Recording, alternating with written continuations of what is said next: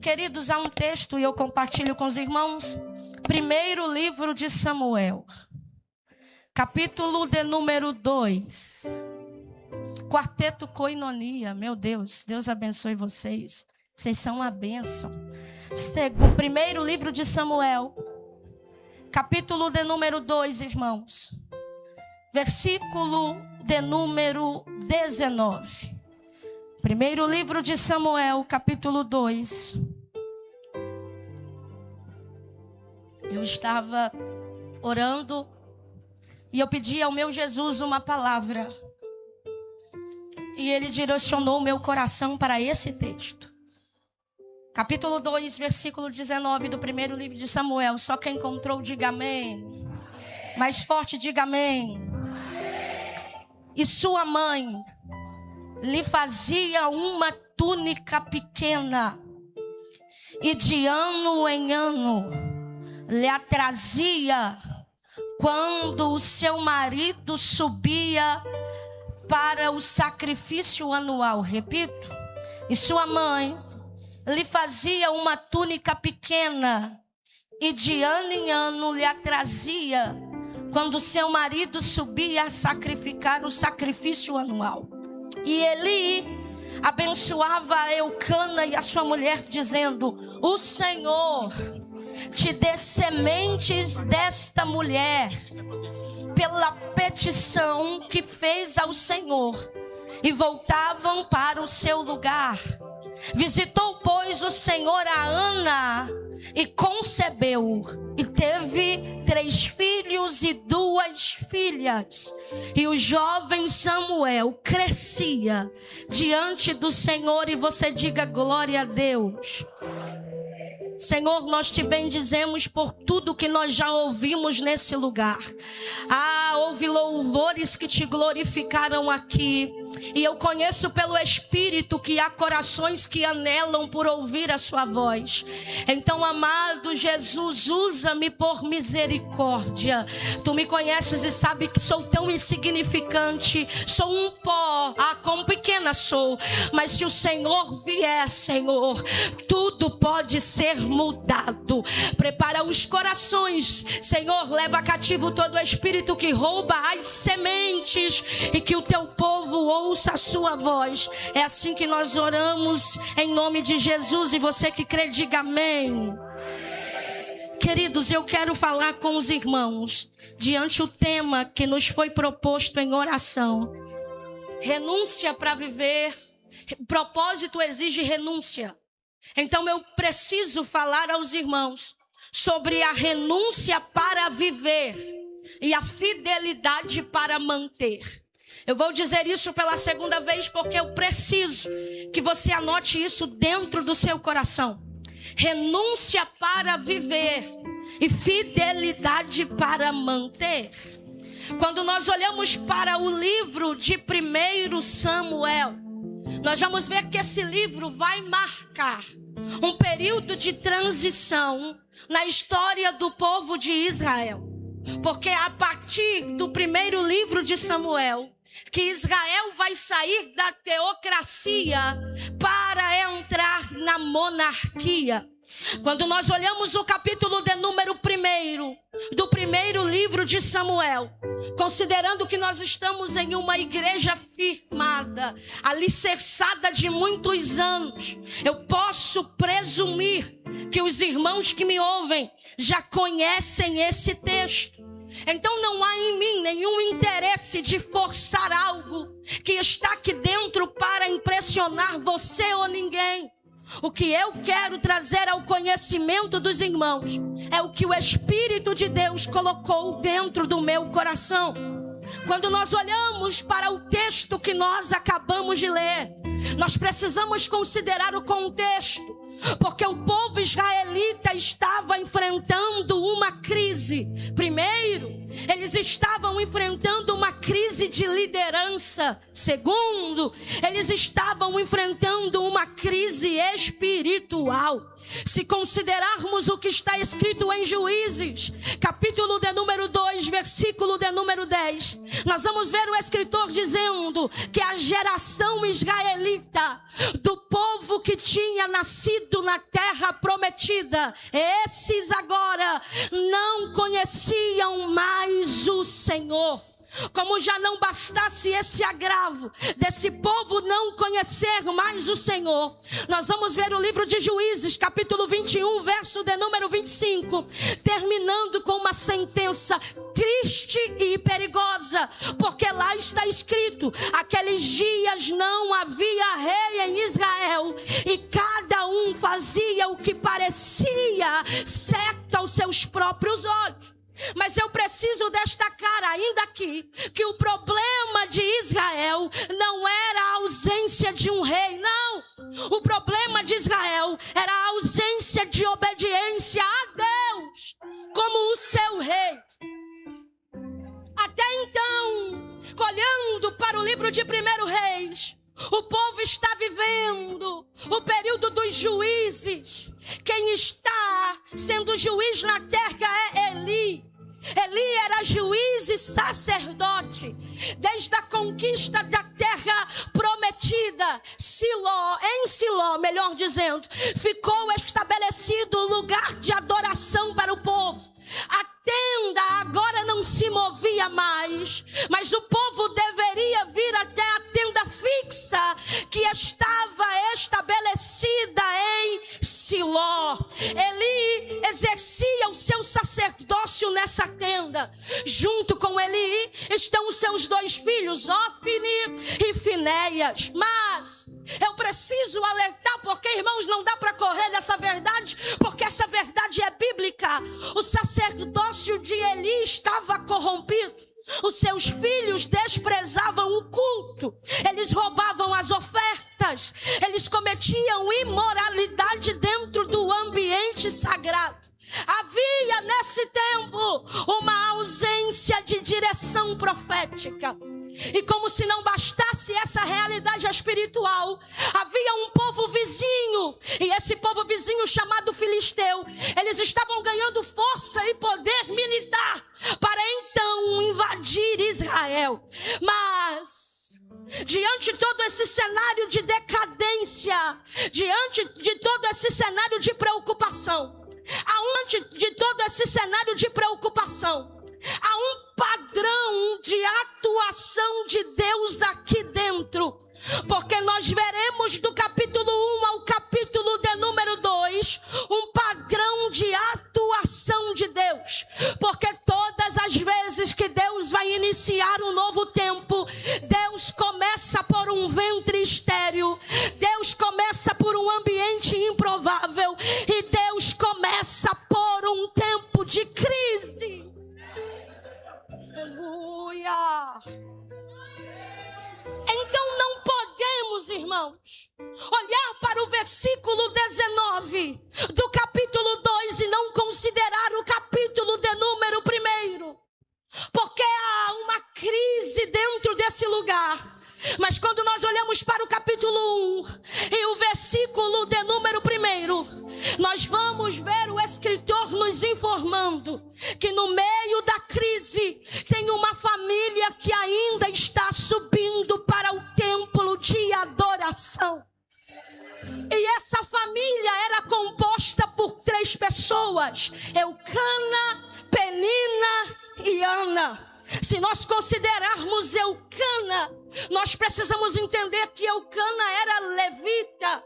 E na divisão das terras, os levitas que não tinham terra, provavelmente Eucana fica morando na terra de Efraim. Eucana então se torna efrateu. Nós somos informados que Eucana forma uma família. E esse homem forma uma família composta por 2 mulheres. Uma é Ana e a outra é Penina. Mas nós precisamos entender que a composição desse lar para esse tempo era comum. Comum por quê? Por causa da dureza do coração do imagem de Deus é um homem vai unir a uma única mulher, vai deixar pai, vai deixar mãe e vai construir a sua própria vida. Mas quando nós olhamos para a perspectiva de hoje, entendendo que nós temos o Antigo e o Novo Testamento, a gente percebe que esse modelo de família para nós é disfuncional. Dentro da casa de Eucana existiam duas realidades.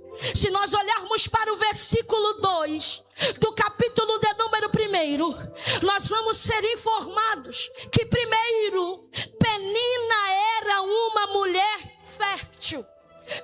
Penina produzia, mas a fertilidade fazia dela uma mulher vazia, uma mulher amarga e uma mulher competidora. Sendo assim, eu uso Penina como reflexo de aplicação para destacar duas informações. A primeira, a fertilidade por si só não transforma caráter. É possível estar produzindo muito, mas ainda assim viver consumido pela inveja, viver consumido pela necessidade de comparação. E segundo, a verdadeira plenitude não está em ter, a verdadeira plenitude está na graça de pertencer a Deus. Talvez eu vou frustrar alguém, mas eu preciso te frustrar. Você não vai ser feliz quando você adquirir uma casa melhor. Você não vai ser feliz quando você adquirir um carro melhor. A plenitude está em pertencer ao Senhor.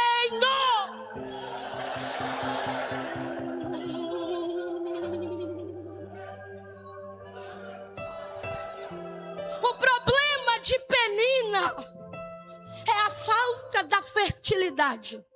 E também o problema de Penina, melhor dizendo, não é a falta de fertilidade. Ela é fértil. Falta de fertilidade. Ela é fértil. O problema de Penina é a ausência. O problema de Penina é a ausência da maturidade. Se nós olharmos para o capítulo 1, versículo de número 2, a parte B do versículo, o texto nos informa: Penina tinha filhos, Ana, porém não tinha filhos. Então eu olho para Ana. Se eu olhei para Penina e eu entendi que o problema de Penina não é a fertilidade, mas é a maturidade. Quando eu olho para Ana, eu entendo que o problema de Ana não é maturidade, porque Ana é madura. Ana não reage, Ana não age na mesma via. O problema de Ana é a fertilidade. O porém do texto do capítulo 1 do versículo 2 separa a fertilidade e a esterilidade de Ana, a abundância e a espera, a aparência de sucesso dela e o silêncio de Deus. Irmãos, é como se o texto desacelerasse para falar da dor dessa mulher. Então o que nós precisamos entender é que nessa casa havia uma ferida. Embora que para muitos nessa época parecesse normal aquela situação, aquele lar não estava bem, aquele lar não estava saudável. Ana era confrontada todos os dias com o seu porém. Ana via todos os dias dentro da sua casa os filhos de Penina nascer, os filhos de Penina crescer. E isso se parece com a realidade de muita gente. É porque tem gente que quando olha ao seu redor, parece que aqueles que nos ferem, parece que aqueles que nos apontam, eles estão avançando, eles estão indo, mas por um tempo parece que nós estamos ficando. Todo mundo vai, porém eu estou aqui ainda. Todo mundo caminha, porém eu estou aqui ainda. Mas para você eu preciso que você compreenda: o favor de Deus não é medido pela velocidade. Oh meu Deus, eu vou repetir: o favor de Deus não é medido pela velocidade. Tem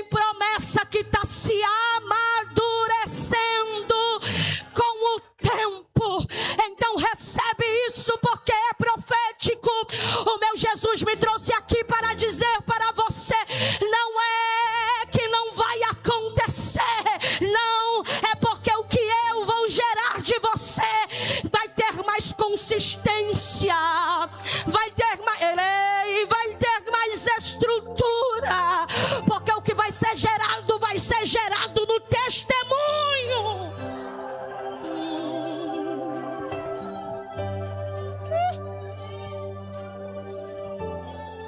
É dentro dessa realidade desta família que nós vamos ver o texto nos dizendo, no capítulo de número 1, que todos os anos, e isso marca um tempo de constância, todos os anos eles subiam para o templo. E se nós considerarmos a Bíblia, nós vamos ver que todo lugar de adoração ficava no alto. Então ficava em uma região elevada. Mas todos os anos, essa família está indo a Siló adorar o Senhor. Porque a situação complicada da minha casa não pode tirar de mim a constância de ir até o Senhor. A situação complicada do templo não pode tirar de mim a constância de ir até o Senhor. Mas olhe para cá e eu te explico. Eles não estavam indo para o templo passar tempo. Porque tem muita gente que vem para o templo, mas vem para passar o seu tempo. Eles não. Eles estão indo para o templo para adorar e para sacrificar. Então me permita dizer isso aqui. Tem gente que é crente há anos e não sabe o que vem fazer dentro do culto. Tem gente que é crente há mais tempo que cada um de nós aqui, que chegou há muito tempo, mas não entende o que vem fazer dentro do culto. Porque pessoas que não compreendem o que é cultuar de verdade, normalmente serão acomodadas pela frustração, serão paralisadas. Por quê? Porque quem não sabe, serão paralisadas. Por quê? Porque quem não sabe ainda o que é prestar culto, vem para olhar para o homem. E eu não digo um olhar referenciado a uma beleza que carrega. Eu digo a um olhar pelas fragilidades que carrega. Quem não sabe o que é prestar culto, não tem igreja boa para você. Quem não sabe o que é prestar culto, não tem pastor bom para você.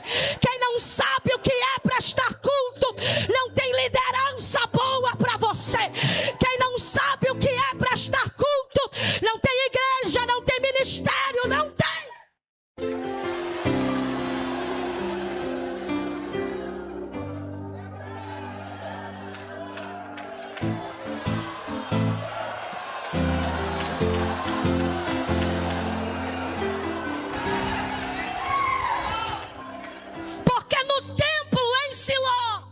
Tem sacerdote corrompido, tem oferta adulterada, mas ainda tem uma família subindo para adorar e sacrificar. No templo em Siló, tem alguém que deveria fazer, mas não faz e conhece os ritos litúrgicos, mas tem uma família fiel ao Senhor, que não tem negócio com o homem da terra, tem negócio com o homem do céu.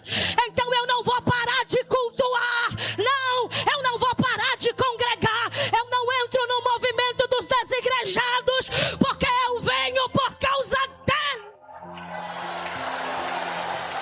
Lamai suricamacébria, elamanto camaia suricamacébria. Quem vem para sacrificar e adorar, vem com objetivo e entende uma verdade que muitos de nós demoram a entender. Qual verdade, Cássia? Que a proximidade com o sagrado não torna ninguém santo. Não é porque prega que é santo, não é porque lidera que é santo, não é porque pastoreia que é santo. Oh, Cássia, o que nos torna santo é nossa rendição, é nossa renúncia, é nossa obediência.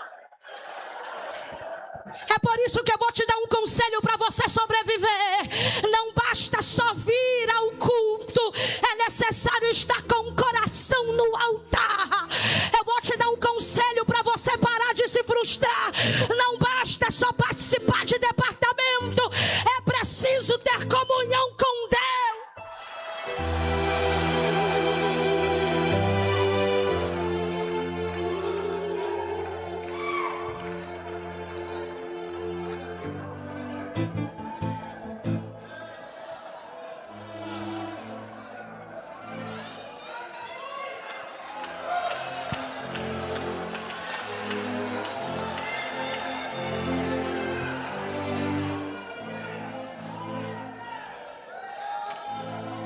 Eles estão subindo para adorar e sacrificar.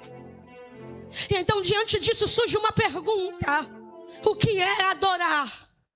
E o que é sacrificar? Porque a gente usa essas palavras, mas nós não entendemos a profundidade que elas carregam. Primeiro, a adoração desde o livro do Gênesis até o Novo Testamento nunca foi um ato externo. Sempre foi um ato de rendição. A adoração nunca foi sobre cânticos. A adoração nunca foi sobre emoção. A adoração sempre foi sobre um estilo de vida. É quando as luzes se apagam. É quando o louvor cantado termina. É quando a prova está me assolando. É quando a luta está pegando. É quando parece que não vai acontecer, mas eu estou adorando.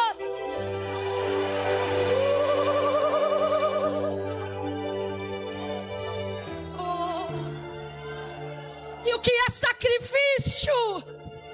Sacrifício é um ato de entrega que envolve custo. Na antiga aliança, era necessário levar um cordeiro, um animal. Então era necessário que haveria um custo. Se olharmos para nós, na nova aliança, o cordeiro morreu por expiação dos nossos pecados. Hoje não é custo mais morrer por pecado. Hoje o custo é viver para Ele. Então o que eu preciso entender é que a verdadeira adoração produz entrega. E toda entrega exige renúncia. Vou repetir. A verdadeira adoração produz uma entrega. E toda entrega exige renúncia. E toda renúncia gera obediência. Então quem renuncia muito, normalmente é mais usado. Quem renuncia muito, normalmente é mais equilibrado. Quem renuncia muito, entregou a sua vida ao Senhor de forma totalizada. Então Ana todos os anos subia a esse templo. Ela entendia o que era sacrifício. Ela entendia o que era adoração. Só que por todos os anos que Ana subia até agora, essa mulher carregava uma dor. Essa mulher carregava uma incompletude. E por causa disso, o seu culto não era completo.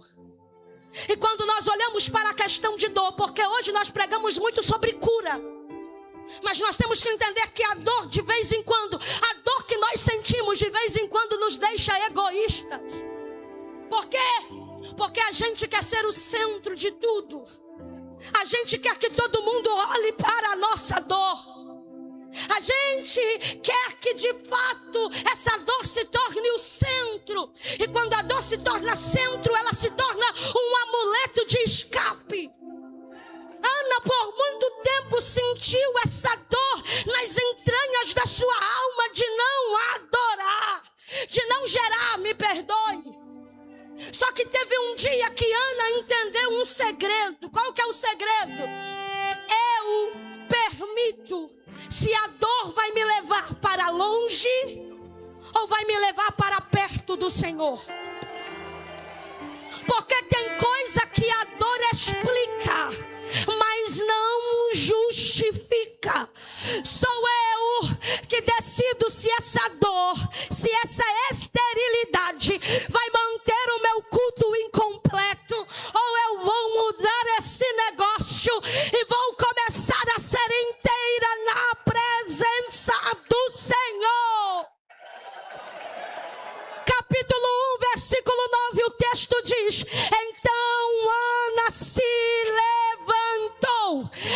nesse momento que a dor cumpriu o seu papel e virou direção. Porque quando a dor me faz levantar, essa dor já cumpriu o seu papel. Quando a dor me faz acordar, essa dor já cumpriu o seu papel. Quando essa dor me faz se posicionar, essa dor já cumpriu o seu papel. Ei, Ana vai, levanta carregando uma dor, mas ela se aproxima do Senhor. E quando ela se aproxima, irmãos, ela nos ensina um segredo poderoso. Qual, Cássia? Tudo aquilo que eu não deixo no altar, uma hora vai me tirar dele. Tudo aquilo que eu não entrego para ele, para o dono de todas as coisas, uma hora vai me consumir tanto. Calma-súbria. É por isso que para viver propósito exige renúncia. Eu vou repetir. É por isso que para viver propósito exige renúncia. Ana vem diante do Senhor e ela está renunciando a sua dor quando ela está a colocando no Senhor. Só que no ato de orar, no ato de ser levada à oração, nesse ambiente de renúncia, Ana está fazendo uma oração pessoal. E é aqui que marca um antes e depois na vida dessa mulher. Porque até então ela pensava que o milagre que ela precisava era para encher o vazio de ela não gerar.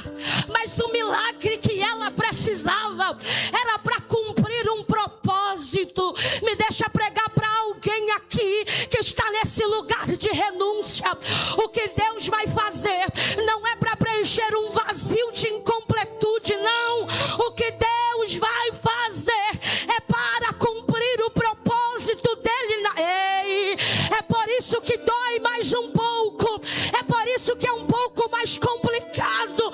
É por isso que de vez em quando você pensa em desistir e parar. E Deus está dizendo: não, o que eu vou fazer não vai preencher só um vazio teu.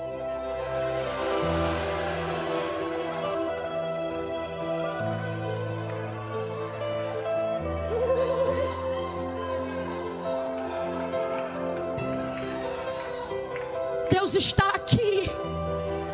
Tem curas sendo liberadas através dessa palavra.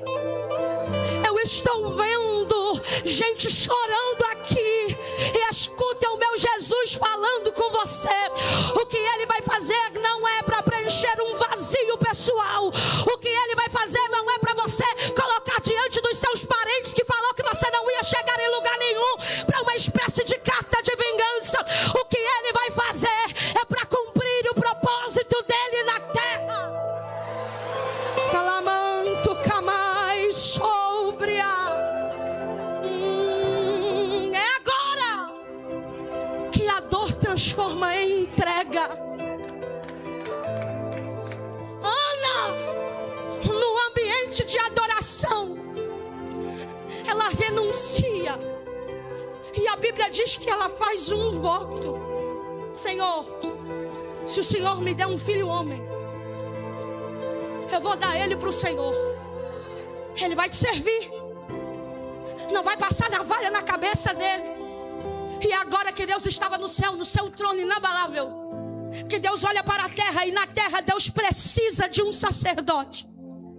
E Ana precisa de um filho.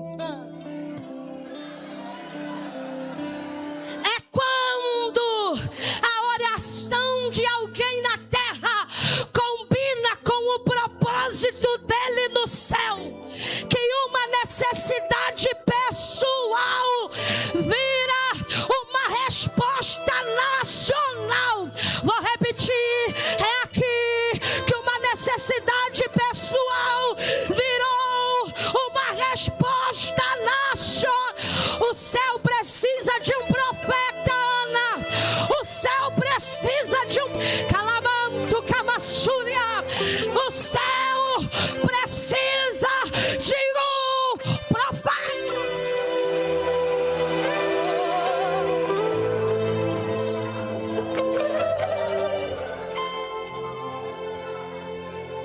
orações que Deus já ouviu. Calamanto cai, eu vou repetir. Tem orações que Jesus já ouviu. Se você contemplasse essa noite o mover de Deus, se você contemplasse essa noite o mover de Deus, se você contemplasse essa noite o mover de Deus, a resposta da oração que você fez. Ana vai orar quebrada, Ana vai orar fragilizada, mas ela entrega, ela renuncia. E quando ela renuncia, quando ela entrega, a Bíblia diz que quando ela se levanta, o semblante daquela mulher já não era mais o mesmo. E me deixa te falar, tem dia que é bom tomar café com a amiga, tem dia que é bom passar o dia com a amiga, mas tem dia que só muda quando a gente passa o dia com o Senhor. Tem lugares em nós que a amiga não acessa, que o amigo não acessa, que o café na cafeteria não melhora, mas entra pro quarto pro você ver. Calamando, camassúbria. Tem dia lá, tem dia que é só o Senhor. Então, como você vence as suas guerras no altar, na oração, diante do como seu semblante está melhor, é porque eu tive uma conversa com Ele.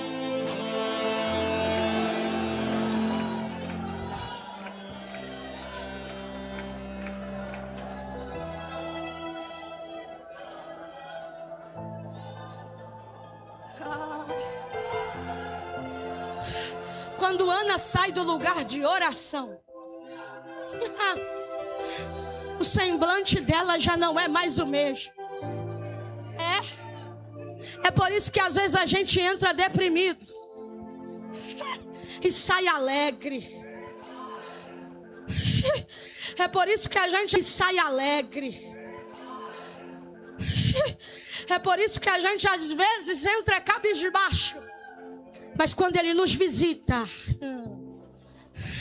quando ele nos dá paz no lugar da oração, o cenário não mudou, mas o semblante já não é o mesmo. Me deixa falar isso aqui para você. Tem terapia que a gente faz com psicólogo, tem terapia que a gente faz com psicanalista, e é bom fazer. Tem terapia que a gente faz com amigo, com amiga. Mas tem terapia que a gente só faz com o Senhor. Ela entra. Então eu vou parar aqui para falar o que Deus está me dizendo. Se talvez você já gastou todos os seus recursos com as terapias da terra, está te faltando uma. A terapia com o dono dos seus dias. Quando ela entra, ela sai diferente. Agora a Bíblia diz que o tempo passa. O Senhor se lembra de Ana. E o lembrar aqui, irmãos, não quer dizer que Deus se esqueceu, porque Deus não se esquece de ninguém. O lembrar aqui é o texto dizendo: o céu decidiu mover-se a favor dela.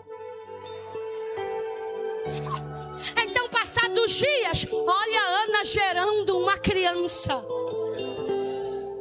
Passados dias, olha Ana gerando o seu milagre. Passados dias, olha Ana olhando para Samuel e dizendo: o Senhor me atendeu, o Senhor me respondeu, o Senhor ouviu a minha nesse. Então há uma celebração. Quando nós conseguimos ver o que Deus faz. E para viver o milagre é preciso de paz. E para viver o milagre é preciso de renúncia. Para viver o propósito é preciso de renúncia. Porque o propósito é gerado nos dias das nossas maiores dores. E a gente entende que a dor se torna pequena diante do propósito que Ele preparou Então é muito maior do que a gente pediu, é muito maior do que a gente clamou, maior do que a gente pediu, é muito maior do que a gente clamou. Então renuncia para viver o propósito. Só que tem uma coisa, irmãos, há um depois. E é isso aqui que eu quero conversar com você. Porque antes renúncia, antes entrega, antes busca, antes dor. E depois que antes dor. E depois que o menino nasce, ela o entrega onde que ela disse que o entregaria. E ela volta para a sua casa e alguém disse: acabou? Não. Porque primeiro a renúncia para viver, mas é preciso fidelidade para manter. Eu vou dizer isso pela segunda vez. Primeiro é renúncia para viver. Então se você está renunciando, fique em paz, porque você vai viver o que Deus disse que você viveria. Cássia, aí depois do propósito feito, depois que eu visualizo o que Deus já fez, eu preciso de fidelidade para manter. E é aqui, pastor Eliane, que a gente se perde. Porque tem gente que acredita que a entrega o isenta da responsabilidade de cuidar do que Deus te confiou. Quer ver? Tem gente que aceita Jesus. Renunciei, Cássia, ao mundo. Renunciei à carne. Renunciei às minhas vontades. Mas a renúncia não te isenta da responsabilidade de se manter fiel e crente.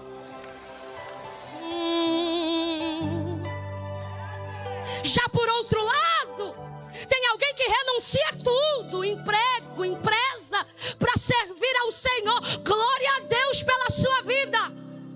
Mas a tua renúncia não te isenta da sua fidelidade de manter o que Deus te confiou. Então é 3 horas da manhã, eu vou orar. Eu vou tirar um dia para consagrar. Eu vou estudar sim, porque eu renunciei, mas eu preciso ser fiel para manter aquilo que Ele me entregou. Então olhe para cá e escute isso. Não termina na renúncia, começa a partir dela. Não termina na entrega, começa a partir dela. Começa a fidelidade para manter, começa a fidelidade para continuar, começa a fidelidade para tratar. Então lá estava Ana, depois da renúncia, todos os anos, irmãos, subindo ao templo com uma túnica nas mãos. E sabe que eu li isso aqui, eu peguei me imaginando essa cena. Aquela mulher, naquela caravana litúrgica, cantando os cânticos de adoração, porque eles não iam para prestar o culto quando chegavam lá. Não, o culto começava antes de chegar, já no caminho. Nas mãos de Ana tem uma túnica. E alguém olhava para aquela túnica bem acabada, pastor Edilene, bem bonita, bem bordada, e ninguém via o que estava por baixo da túnica. O que está por baixo da túnica? As mãos calejadas, os dedos cortados, a fidelidade da dedicação todos os anos. Porque tecer uma túnica não era um trabalho fácil, exigia esforço, exigia preparo. As agulhas de vez em quando furavam as mãos, as tesouras de vez em quando cortavam os dedos, mas mesmo desconfortável, lá estava ela tecendo a túnica da fidelidade. Então quem está subindo com a túnica para o templo, quem está subindo com a túnica para o lugar de adoração, não reclama,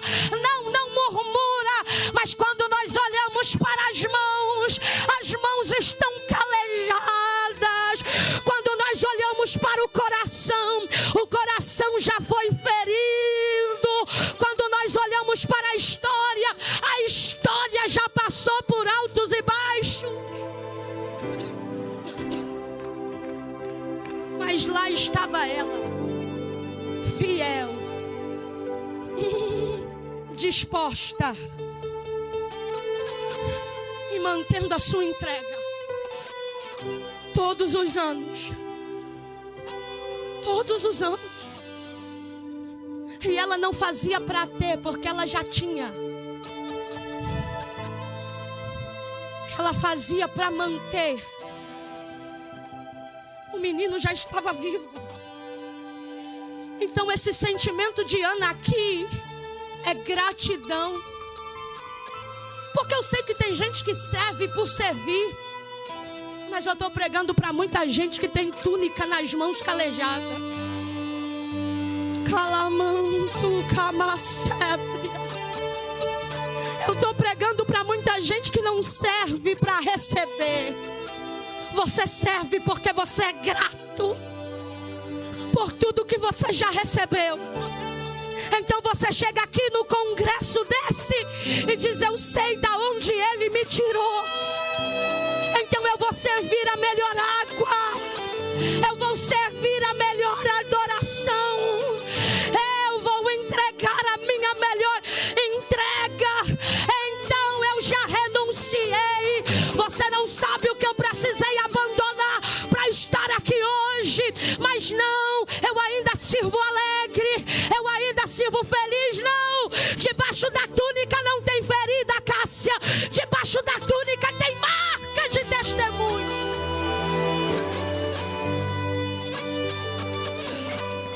Só que enquanto ela subia, fidelidade.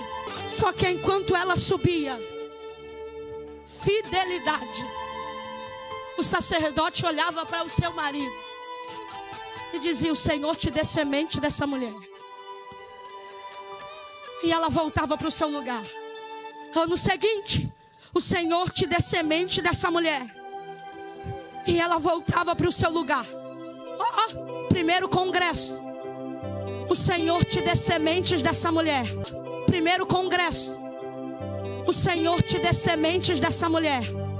E ela voltava para o seu lugar. Segundo congresso, o Senhor te dê sementes por causa da tua fidelidade, por causa da tua renúncia, e você voltava para o seu lugar. Terceiro, quinto, 30º, 40º. Até que um dia,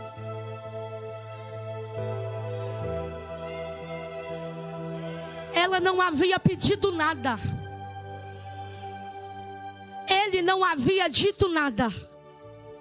Mas a Bíblia diz, verso 21, que o Senhor visitou a Ana e ela concebeu 3 filhos e 2 filhas.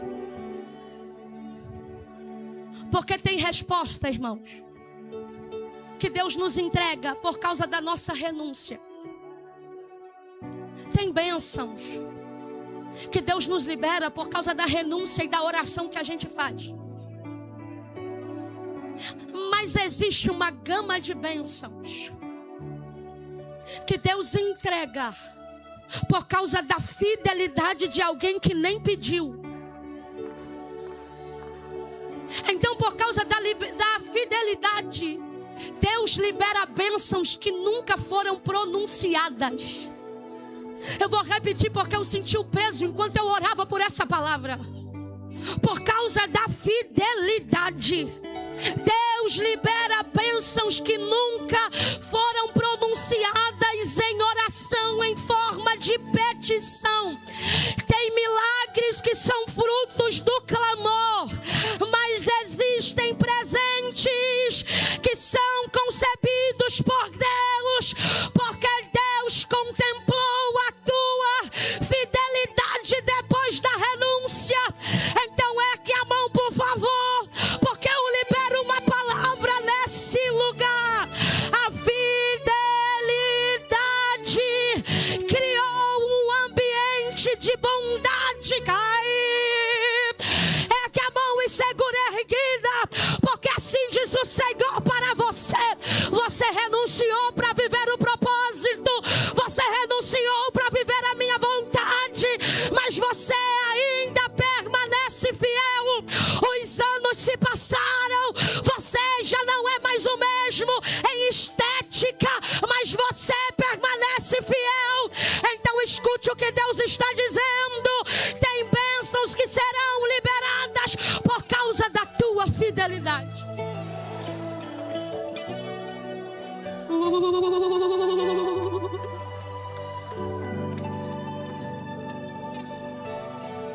Irmãos, isso é um congresso.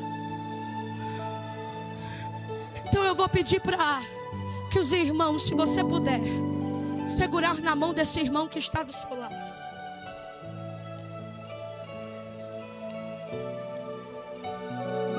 Eu estou pregando para pessoas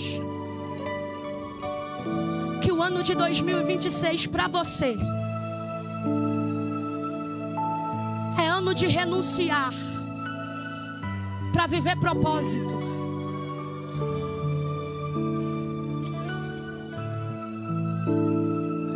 Eu estou pregando para pessoas que o ano de 2026 é o seu ano de renúncia. Você está deixando muita coisa para viver o propósito que Deus tem. Você está vivendo emaranhado em muitas dores. Mas me deixa te dizer, a renúncia vai gerar um propósito. Vou repetir, a renúncia vai gerar um propósito. Mas eu também estou pregando para outro grupo de pessoas. Pessoas que já renunciou. Pessoas que já vivem o propósito. Pessoas que mesmo depois de entregar, permanece fiel. Eu vou repetir isso aqui porque eu sinto um peso aqui. Pessoas que mesmo depois de entregar, permanece fiel. Fiel naquela congregação. Fiel no ministério. Fiel na vida com Deus. Fiel no compromisso com Ele. Fiel na proximidade com Ele. Gente que renunciou para viver e se mantém fiel para manter. Eu vim pregar para você também. O Senhor está dizendo: 2026, eu estou liberando bênçãos. 2026, eu estou liberando. Tem coisa que tu não me falou em oração, mas eu sei como te presentear. Tem coisa que tu é contente, tu está em paz com a realidade que tu está vivendo, mas o céu está dizendo: eu estou te vendo. Ir todos os dias para aquele culto, com o carro naquele estado. Eu estou te vendo. Ir todos os dias para o emprego, com a casa naquele estado. Eu estou te vendo. Vim todos os dias para o ambiente da fidelidade, com a vida naquele estado, e descansa. Porque tem bênçãos que serão liberadas por causa da tua fidelidade. Nós vamos orar agora.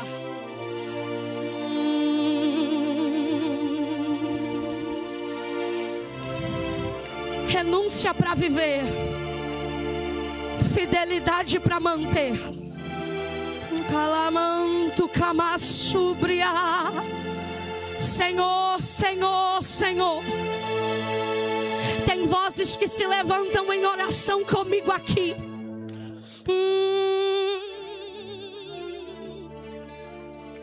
Tem vozes que levantam um clamor de fé aqui. Então dê graça para esse crente renunciar o que precisa ser renunciado. Dê graça para o meu irmão renunciar o que precisa ser renunciado. Senhor, olha para os seus fiéis na terra. Contempla a fidelidade dos meus irmãos, porque tem bênçãos que são liberadas por causa da fidelidade. Então, aonde tiver alguém que recebe dessa palavra, oh meu Jesus, seja nessa galeria cheia de irmãos, seja nessa nave cheia de irmãs, que agora, meu amado, agora, sopra o seu vento aqui, sopra o seu vento aqui, sopra o seu vento aqui, sopra, enche os profetas profetas dessa casa. Enche as irmãs que cortam laço dessa calamanto camai. Enche Jesus. Sejam cheios da glória de Deus. Sejam cheios